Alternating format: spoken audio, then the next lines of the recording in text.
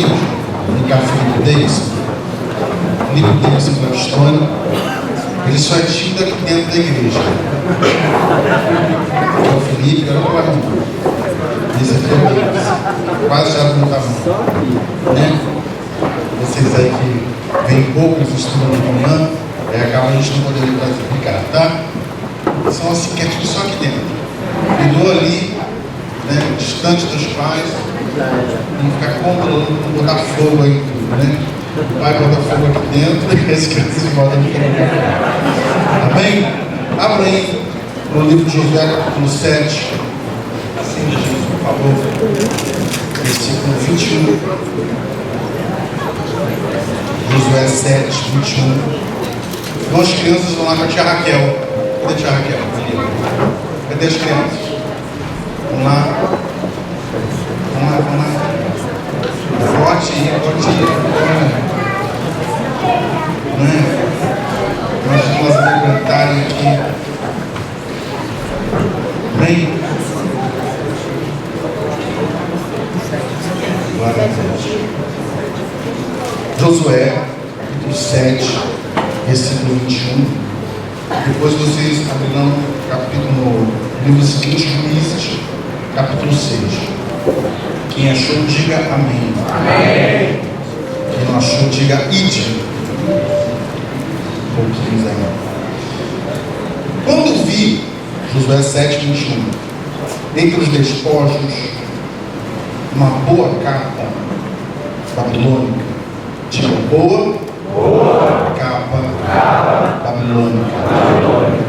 E 200 ciclos de prata e uma barra de ouro, do peso de 50 ciclos, cobiceiros e toureiros. Até aqui, vamos curvar as nossas cabeças e falar com o Senhor. Estamos no período de quebrantamento. E nós com certeza entraremos em áreas que talvez você esteja hoje ainda resistente. Somente o Espírito Santo poderá nesta hora sondar e realmente transformar a sua vida. Mas eu queria que você se permitisse ser hoje transformado, quebrado, mudado. E por isso eu queria que você orasse nesta hora. E falasse com o Senhor: Senhor, deixe meu coração aberto e sensível à tua presença. Sensível, ó Pai, à tua voz, ao teu querer. Aquilo, Senhor, que tu queres para a minha vida nesta noite. Diga assim: Senhor Jesus, eis-me aqui. Espírito Santo, pode me curar nesta noite. Pode transformar a minha vida. Em nome de Jesus. Amém. Vamos aplaudir ao Senhor mais uma vez.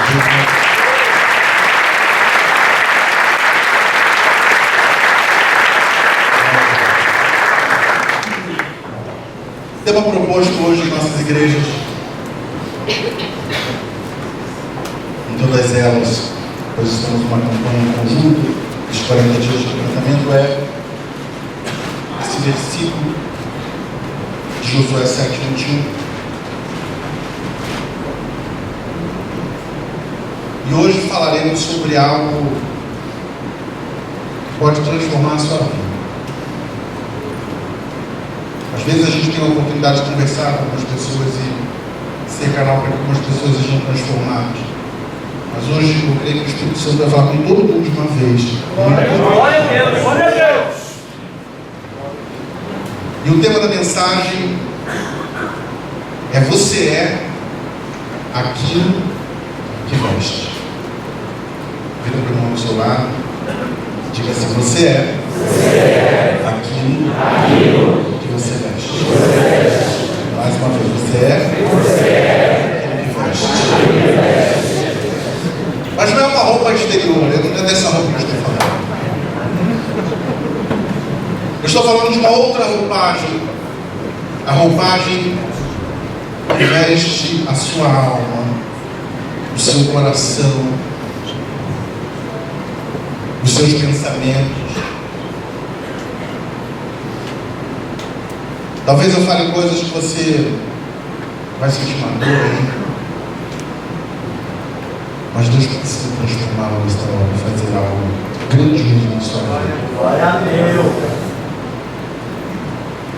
Nós não falaremos de Jacã, nós falaremos das capas que tem oprimido o povo de Deus, que tem impedido homens e mulheres de Deus serem grandes, de viverem vidas muito abençoadas, de serem realmente tudo aquilo que um dia sonhou Deus para você. Você querer que Deus tenha um propósito grandioso na sua vida, você precisa querer isso. Mas sabe, por conta de algumas capas que durante a vida vamos adquirindo, vamos pegando essas capas babilônicas, a nossa vida vai sendo oprimida e o Senhor não pode agir. Para isso nós falaremos do livro de um homem bem conhecido, o livro de Juízes, capítulo 6.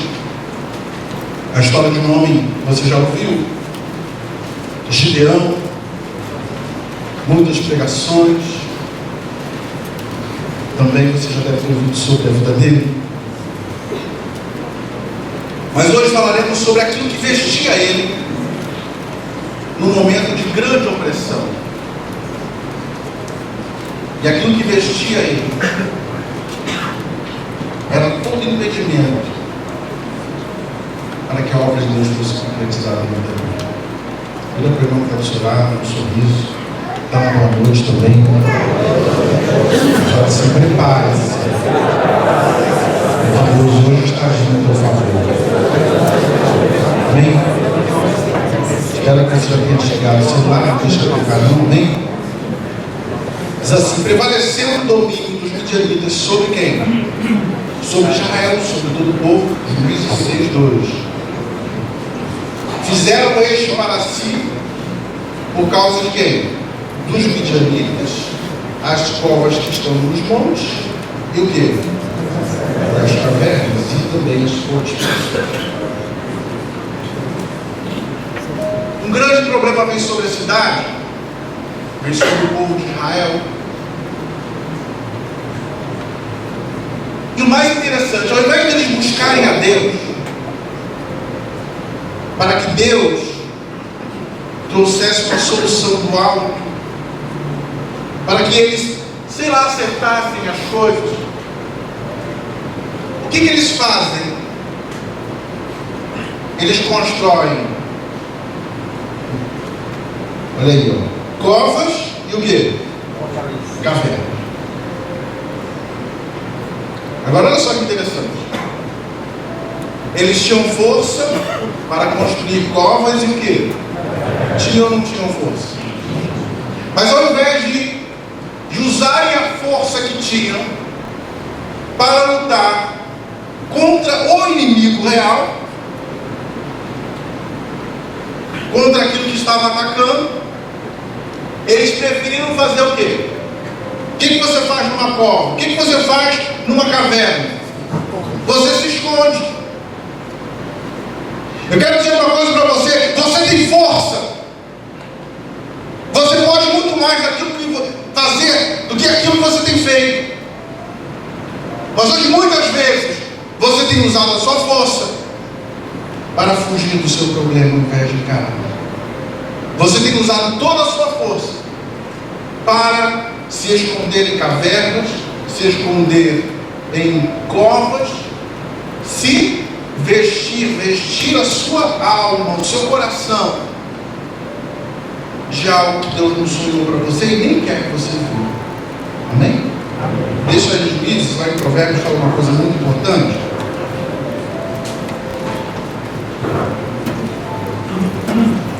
Provérbios 23:7.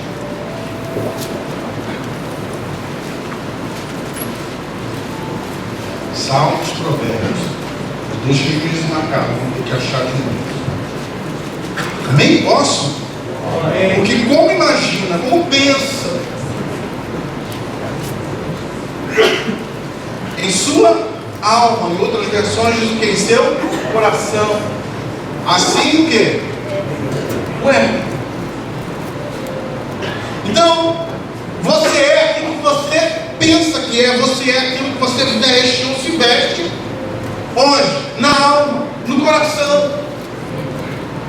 Então Deus só pode agir na tua vida se Ele fizer o quê? Ou se você fizer o quê? Permitir com que essas capas, essa vestimenta que tem o inimigo colocado na sua vida, de derrota, de tristeza, de infelicidade, que o inimigo já venceu, removendo isso, o Senhor vai poder operar. Estão entendendo? Estão comigo? Não deem glória a Deus aí. Glória a Deus. Glória a Deus mesmo. Continua lá de 16:3. Porque cada vez que Israel semeava, os midianitas e os amalequitas, como também os povos do Oriente, subiam o quê?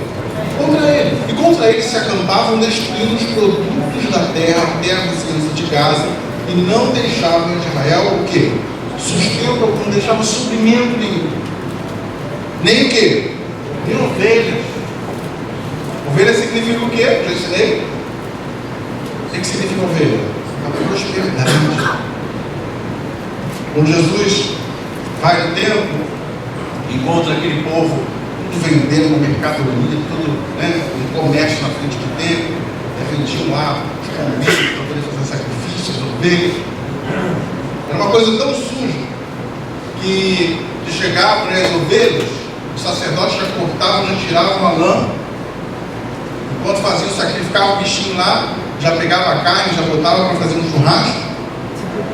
Era assim mesmo. E a lã se vendia pelo preço altíssimo. Por isso que Jesus chega quebrando, né? Ele sabia que estava errado. Então a lã significa o quê? A prosperidade. Por quê? Preço valioso. Né? Não tinha essas fábricas como a gente tem de tecidos e tudo. Então, olha. Então, a ovelha significava o quê? Prosperidade. Nem bois, nem jumentos, nem a força. A gente já falou sobre isso. Pois subiam com seus gatos e tendas e vinham com gafanhotos. Tanta multidão que não se podiam contar, nem a eles, nem aos seus camelos, e entravam para o quê? Destruir tudo. Assim Israel ficou muito debilitado com a presença o quê? Dos midianitas. Então, presta bem atenção como acontece esse processo. Você recua, o inimigo monta em cima de você. Você entra numa caverna, e tudo que você tenta construir, ou todas as vezes que você tenta avançar, o inimigo vem com toda a força, destruindo tudo. E você começa a acreditar que realmente você perdeu a causa. Mas eu louvo ao Senhor porque nós servimos a um Deus de causas primitivas. Amém? Amém. Nós servimos a um Deus que gosta de um impossível. Glória a Deus. Eu não sei se você chegou aqui com uma causa perdida, com um impossível para ser resolvido. Eu tenho dois impossíveis. Mas o Senhor fala para você nesta noite: Ele é o Deus das causas. Mas com as capas não dá. Com essas capas de derrota. Porque 7 anos se passavam e ninguém clamava ao Senhor. Ninguém falava: Senhor, eu não quero mais ter esse sentimento, eu preciso viver a vitória. É interessante que às vezes quando a gente está num buraco, a gente não consegue ver uma solução, né? É ou não é? Parece que está lá no fundo, a gente não vê, Senhor, cadê a tua luz? É ou não é? Às vezes nós vemos do Rio para cá, e São Paulo está com tempo feio, né? Porque normalmente tem um período do ano que fica sempre chovendo, né? Ou quando a gente vai daqui para lá, e a gente sai daqui, tem tempo feio, e a gente vai, né? Daqui a pouco passa as nuvens. E o que tem lá em cima brilhando? O sol lindo. Amém? Amém. assim é a tua vida com Deus. Você pode estar vendo hoje aqui, mas se você for com Deus para cima e ver lá de cima, o sol estava brilhando, a luz do Senhor está brilhando. Isso é só temporário. Amém? E eles começaram a viver aqui.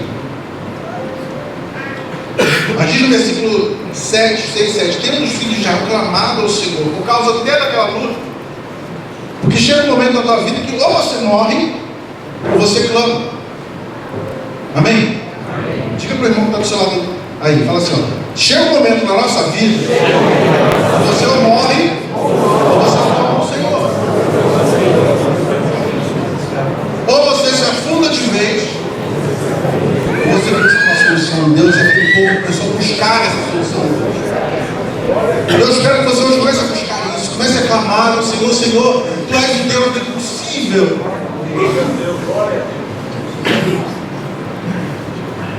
E aí Deus faz o quê? Começa a buscar alguém que Ele pode usar. Eu não sei se o teu impossível é na tua casa, mas se você está aqui nesta noite, o Senhor quer te usar. Não sei se o seu impossível está na tua família, mas Deus hoje, o anjo do Senhor passa por aqui para poder te usar, para você ir e ser uma bênção na tua casa. Independente disso que esteja hoje na sua alma, que isso vai sair em nome de Jesus. Você quer ver como a história de Gideão é igual a de muita gente aqui? Eu posso falar que mais de 90% das pessoas que estão aqui, das pessoas que congregam na nossa igreja, o Senhor chegou até ele, no versículo 11, então veio o anjo do Senhor, e assentou-se embaixo do carvalho que está em Ofra, que pertence a Joás, a Biesrita, Gideão, e Gideão, seu filho, estava fazendo o quê? Malhando trigo no lagar para pôr a salvo o quê? Dos midianitas. Então o anjo do Senhor apareceu e disse: o Senhor é contigo, homem valente. Diga assim: o Senhor é contigo, homem valente. Diga para a irmã que está do seu lado, irmão, diga: o Senhor é contigo, homem ou mulher valente. Aleluia. Mas sabe o que acontece? Gideão estava tão mal, achando que tudo já estava perdido. Gideão já tinha se vestido da capa da cova, da caverna, como todo o povo, e não conseguia acreditar que podia mudar aquela situação. Você quer ter vitória na sua vida? Deus precisa mudar isso que você pensa. E a primeira coisa que o anjo faz com o Gideão é tentar convencê-lo de que realmente ele era um homem valente, de que realmente ele tinha e podia em Deus fazer o quê? Mudar toda aquela história. Repita assim comigo: eu posso em Deus. Eu posso em Deus Mudar a minha situação. mudar a minha situação. Agora eu quero que você falasse com fé. Você fechasse os seus olhos primeiro, você falasse assim: eu posso em Deus. Eu posso em Deus Mudar essa situação. Eu posso em Deus. Mudar essa situação. Eu posso em Deus. Mudar essa situação. Amém? Glória ao Senhor.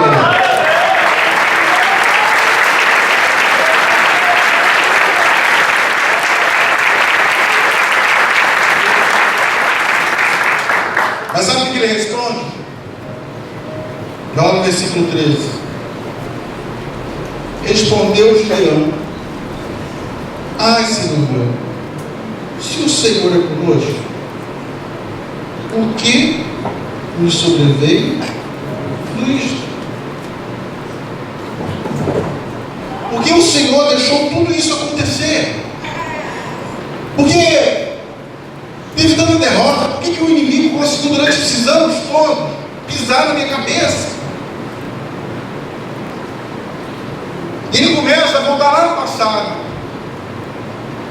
E ao invés de lembrar das coisas boas, ele só lembra o quê? Das coisas ruins, das experiências e dos traumas que o inimigo, durante toda a sua vida, durante todo aquele tempo, fez o quê? Marcou. Gideão chegava em casa com sua família e não tinha comida. Gideão acordava cedo, ia lá ver as ovelhinhas dele. Os midianitas tinham acabado com tudo. Gideão passeava com seus irmãos, ia lá e estava contente. E ele aprendeu a viver uma vida tão sofrida. Ele começou a se vestir de tanto sofrimento que ele não conseguia acreditar que ele podia ser feliz. Queria falar uma coisa com vocês muito séria. A gente tem uma experiência de pai aprendido do mundo. De vez em quando a gente tem que parar no psicólogo para entender a cabecinha. Você sabe que a cabecinha das crianças são muito parecidas com as cabecinhas dos adultos. E aconteceu uma situação, que às vezes mexe com a gente vai lá. Foi muito interessante. Os psicólogos sempre falam, olha, toda vez que tem uma instabilidade, né, a criança tende a voltar lá no momento que ela mais sofreu. Logo aponta para aqui. E eu pergunto uma coisa para você, você não precisa me responder. É assim ou não é assim para você? Na hora da luta você pensa logo de novo. Quando o inimigo vem com toda a força, você fala, o que adiantou?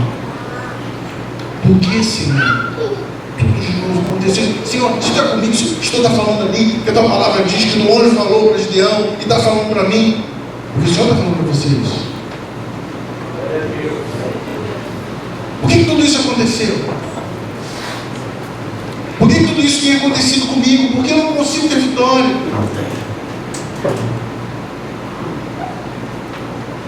E aí Deus precisa transformar aquilo que você pensa, remover essa tua capa, amém? Vai lá em Provérbios 24, 10.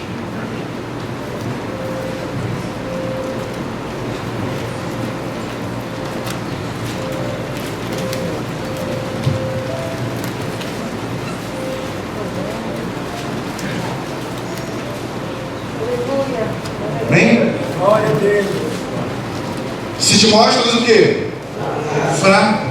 No dia da angústia, com a força é o quê? É pequeno. No dia da angústia, você tem que aprender uma coisa. Você tem que ser mais forte ainda do que eu. No dia da luta, você só consegue ter vitória se você for mais forte do que a luta, do que os teus inimigos, daquilo que está vindo contra você.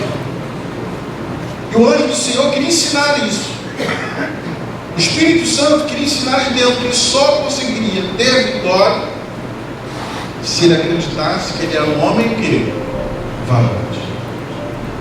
Ele se olhava, como eu posso ser um homem valente se eu estou aqui escondido? Eles estavam malhando trigo aonde? No lagar. Lagar é lugar de fazer o quê? Eles dão as uvas, né? Fazer o vinho. Mas por que eles estavam malhando trigo no lagar? Por que diz o texto isso? Para ele manter o quê? Escondido, né? Dos midianitas. Ele não podia colocar em aberto, porque não vinha. Os midianitas viam prosperidade, viam o trigo, né? Porque o trigo tem que ser pisado, tem que ficar mais aberto, o sol, essas coisas todas. Ele lá escondido, ele estava lá se sentindo tão feliz, tão pequeno. Mas eu tenho uma grande verdade para te dizer. Deus gosta de usar os pequenos. Deus gosta de usar o pobre. Deus gosta de usar aquele que não era para que seja. Amém? Deus gosta de fazer de um povo que não era povo, fazer o quê? O povo de Deus. Amém? Nós temos sempre temos isso aqui, né? Então não sei se você se sente pequeno. E se você se sente pequeno, se você se sente menor da casa, porque ele fala isso. E começa a dar um monte de respostas para o Senhor. Veja só no versículo 13, respondeu Gideão: ai meu Senhor, o Senhor é conosco, como se prevê com isso? E ele fala lá das questões do Egito. E ele 14, ele fala de novo o Senhor. Então se virou o Senhor para ele e disse: vai nessa tua o quê? Força, e livra Israel da mão o quê? porventura eu não te enviei o quê? Eu. Veja o trabalho de Deus, de convencer Deus. Talvez hoje o Senhor esteja tendo um trabalho novo de te convencer que você é um homem valente, que você pode vencer. Você é maior do que o seu problema, né? Que ele começa a dar as suas respostas de novo. Olha só no 15. Ele disse: Senhor, eu como me livrarei a Israel? Eis que a minha família é o quê? A mais pobre, hein? Era a mais pobre da cidade. Ele pode ser o mais pobre da cidade. Deus é contigo. Deus quer te usar. Amém. Talvez hoje você esteja passando uma luta aí, você não sabe como você vence aí, meu Deus do céu, pobreza, miséria. Deus quer transformar essa miséria em bonança. Você precisa acreditar. E aí ele fala, ele continua dizendo: minha família é mais pobre e eu o quê? O menor na casa. Mas, lembra que eu falei para você? Se eu batizar hoje, menores. Não menor é que está tudo, mas os pequeninos diante do povo. Talvez ninguém nunca tenha ligado para você. Seus pais pouco se importam com você, nada para eles. Não faz falta para ninguém até hoje. É com você que busca o problema. Talvez você seja até um peso para a sua família, né? Porque veio para poder dar filhos, eu graças a Deus tenho 2, a minha mãe. Sem poder. Ai. Deus pode tudo, amado. Glória a Deus! Aleluia! Deus pode fazer tanta coisa. Eu falava com o irmão hoje. Eu lembro que eu era pequeno. A gente não fala muito sobre a questão de orientação sexual nos nossos estudos, mas o Espírito Santo está tocando para falar isso agora. E eu via algumas pessoas de orientação sexual igual a minha, mais idosas, sozinhas, andando pelas ruas atrás de paixões. Eu falava para Deus assim: Deus, eu quero uma família. Eu tinha pavor. Eu acho que eu entrei para a igreja para poder mudar isso comigo, né? Porque de todo jeito, né? Tirar esse demônio que eu achava que tinha dentro de mim, né? Que a gente acha que tem. Porque eu não queria ver aquilo. Eu falei: Senhor, eu não quero ver isso na minha vida. Eu fiquei 5 anos de noivo. E graças a Deus eu não casei, porque senão ia ser todo mundo infeliz, né? E vocês também não estão aqui, né? Nem você, né?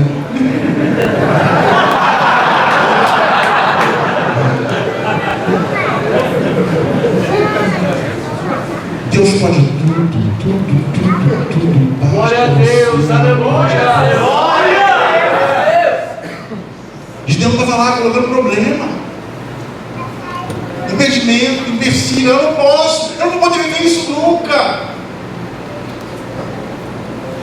Deus querendo te abençoar e você às vezes não quer, não aceita. Não aceita aquilo que Deus quer na sua vida. Não aceita que você pode vencer. Mas você tem que tirar essa capa de tristeza, de sofrimento. Às vezes, alguns solteiros vêm se aconselhar comigo. E aí você sabe, a história é: pastor, eu não dou certo em relacionamento. Então você fica quieto, você não fala isso, você vai pensar num novo relacionamento. Você, pelo amor de Deus, não conta desgraça. Você tem que entrar no casamento, no relacionamento, sem falar essas coisas, sem achar que tem que estar vestindo o quê? Da derrota lá do passado. E graças a Deus muitos têm dado certo. Tem alguns ainda não sabem assim, pastor, valeu a pena. Porque todo relacionamento que eu chegava, eu já contava tanta desgraça dos outros. Que eu fui traído, que eu fui isso, que aconteceu, que o outro foi embora, que o outro me abandonou, que o outro marcou.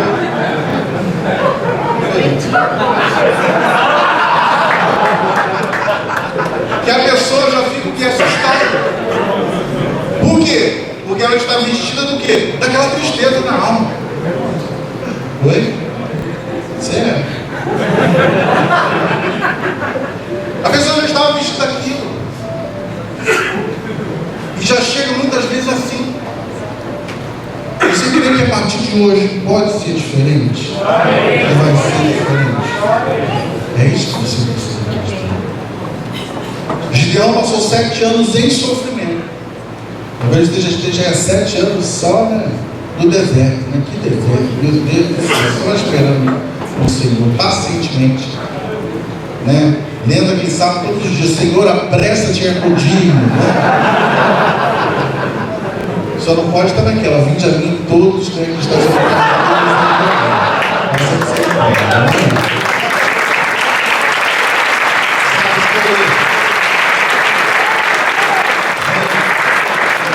saiba escolher alguém que vai te fazer feliz. Amém? Saiba escolher. Amém? E o anjo está falando: olha, você vence, você pode, você é valente. Diz que nada, não posso, eu não sou assim.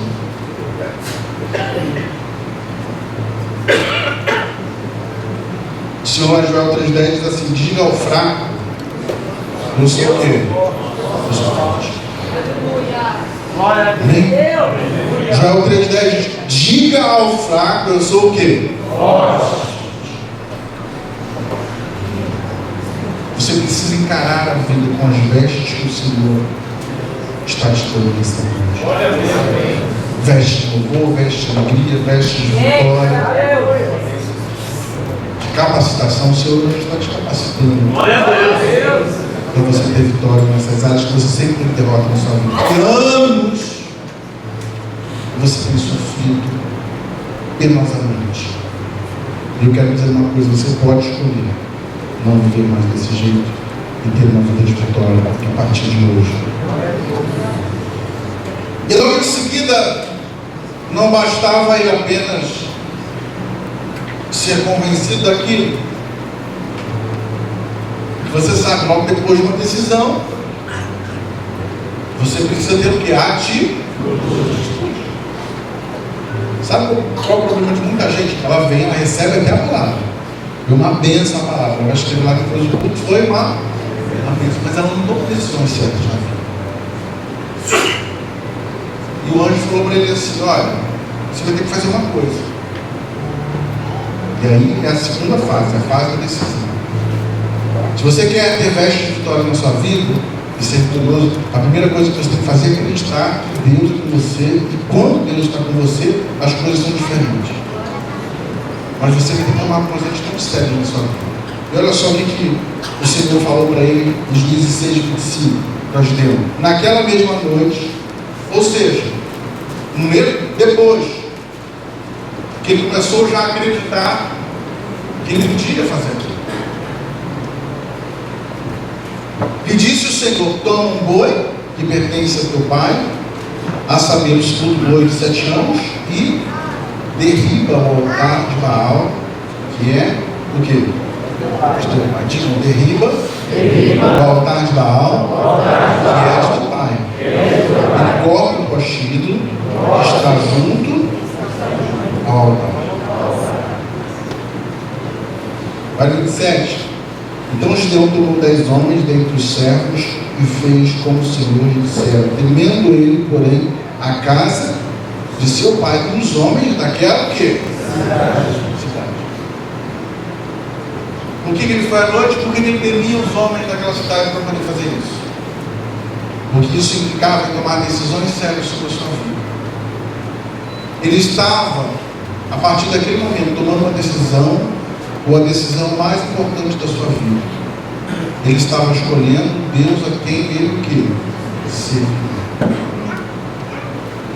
E depois de acreditar naquilo que Deus pode fazer através de você, Não adianta os teus amigos chamarem, fulano, vamos embora hoje, vamos dar uma saída.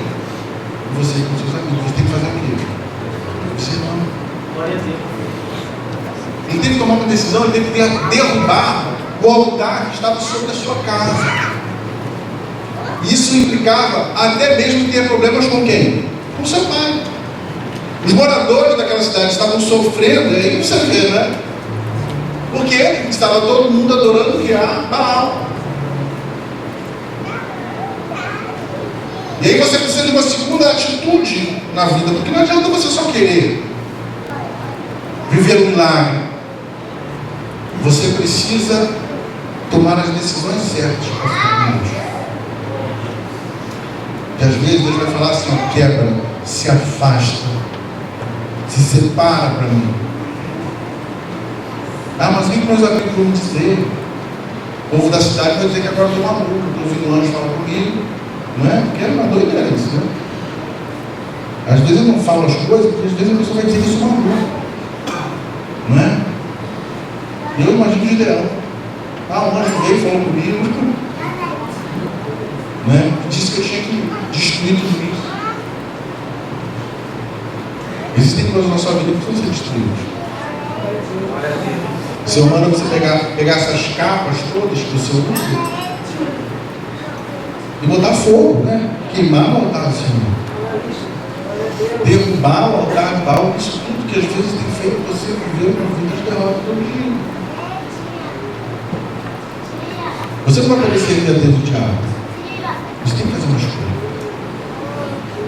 Escolha entre amigos.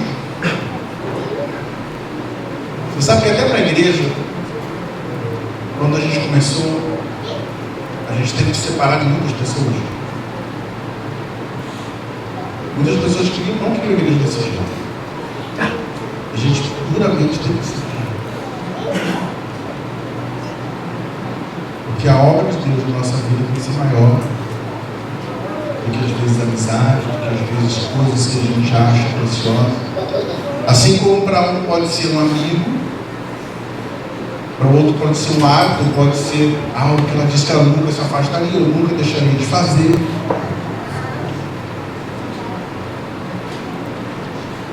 E somente depois que o Gideão tomou essa decisão, e depois em seguida ele foi, e aí vocês conhecem a história. Vem um exército enorme, eles tinham lá poucos soldados. Aí o que o Senhor fala? Manda embora quem? Os covardes.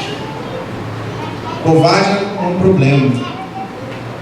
Tem gente que é covarde e só está esperando alguém dizer para ela assim, olha, você não vence. E ela desiste do negócio, ela desiste do emprego, ela desiste do relacionamento, ela desiste das coisas.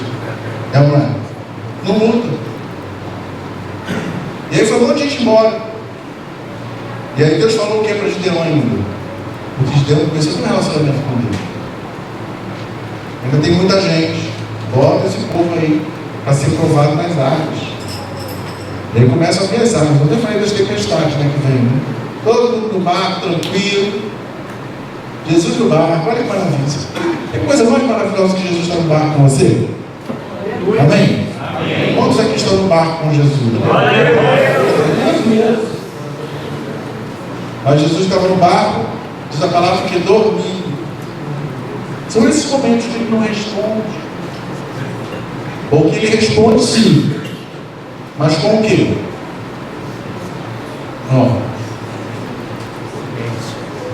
Senhor, faz, opera. Senhor, eu preciso, tem que ser agora. Ou então ele deve estar um sorriso. Mas você precisa do quê? De fé. A tempestade vindo, colocando o barco para um lado, colocando para o outro e entrando. Aí vai o outro desesperado, deve ter sido Pedro. Senhor, não te dá que mereção. Aí ele acorda e repreende as águas. E eles ficam pegou que é perto. Um Deus que é perto. as águas me obedecem. Você crê nisso? Mas as águas eram para provar. E aí foi mais uma história. Ficaram 300. E eles vencem o exército sem uma flechada, sem uma facada, sei lá, não tinha tiro naquela época. 300 homens vencendo o exército. Por que Deus queria aquilo? Queria mostrar que a mudança da história deles dependia de posição. Dependia de rasgarem aquelas vestes, aquelas capas que eles estavam colocando, e começassem a fazer o quê? Adorar o Senhor, se voltar para Deus. Eu quero dizer uma coisa para você. Entenda uma coisa. Se você se voltar a Deus hoje, a tua história não continuará mais a mesma. Se a tua força for o Senhor, a tua história não continuará. A opressão dos midianitas, de Amalek, seja lá quem for, não continuará na sua vida. Mas você vai ter que aprender a ser valente. Glória a Deus. Ser forte. A peitar as coisas. Vem o diabo, você peita ele. Glória a Deus. Não é entrar em caverna, não, amém? Amém. Não é se esconder, não. Muito com medo agora. Eu vou vir para a igreja, ela está vindo contra a minha vida. E meu Deus do céu, eu não sei o que eu vou fazer, não avança. Aí você tem que orar mais, mandar fogo. Chega em casa mandando fogo já. Vai, queima tudo, Senhor, vai, toma a minha vida. E aí você vai ver quem vence. Porque Deus te chamou para ser vencedor. Deixa eu acontecer uma coisa, sabe por quê? Não para. Não para. Glória a Deus. Vira para uma do seu lado e diga assim: não pare de orar. Vamos ficar de pé nessa hora. E nós vamos orar nesse momento. Feche seus olhos. Feche seus olhos. Vamos orar.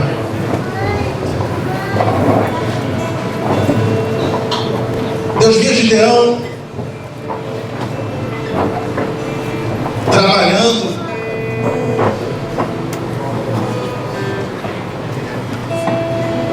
E eu quero dizer, Deus estiver trabalhando, meu amado. Deus vê o teu esforço, Ele está vendo que você está tentando.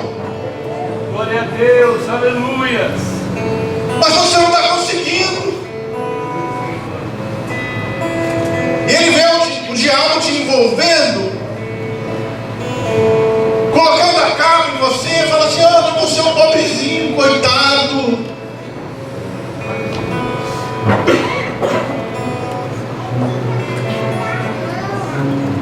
Oh, aleluia. O diabo vem, ele te abraça. Fica assim que você é um pobrezinho, coitado. O teu Deus te refez você. E você lutando, trabalhando. Não desista. Não pare de lutar agora. Porque Deus não deu a última palavra, porque a última palavra é do Senhor. Glória a Deus viu em Gideão um homem valente, porque ele não parava.